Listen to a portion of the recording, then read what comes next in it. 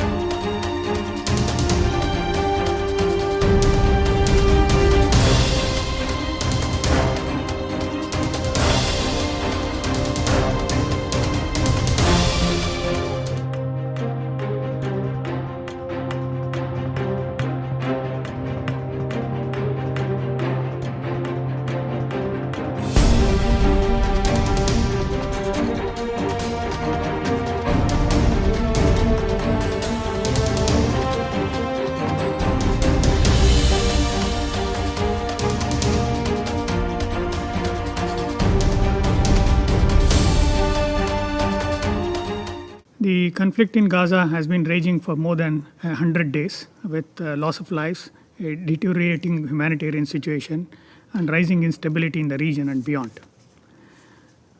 Madam President, the ongoing conflict between Israel and Hamas has also led to large-scale loss of civilian lives, especially women and children, and has resulted in an alarming humanitarian crisis. This is clearly unacceptable, and we have strongly condemned the death of civilians.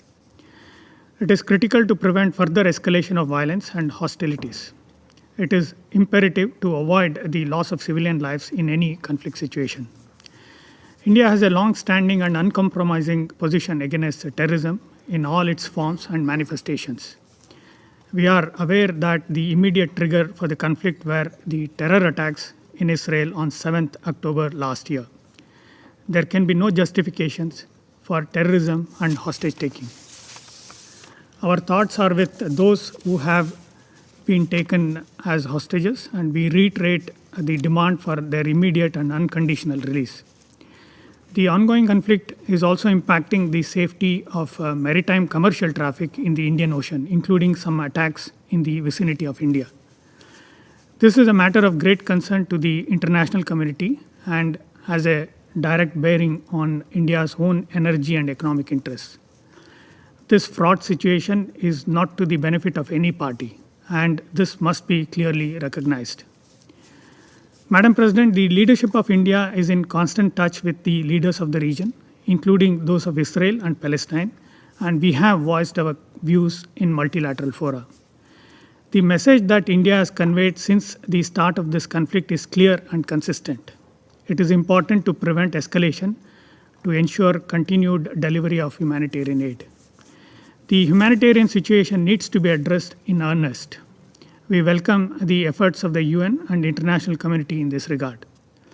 India has delivered shipments of relief material to the Palestinian people in Gaza.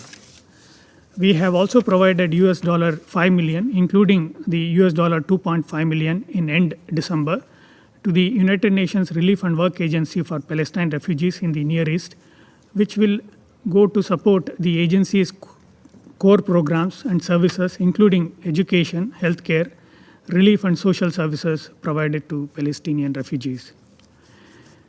Madam President, I wish to conclude by reiterating India's long-standing support for a two-state solution where the Palestinian people are able to live freely in an independent country within secure borders with due regard to the security needs of Israel.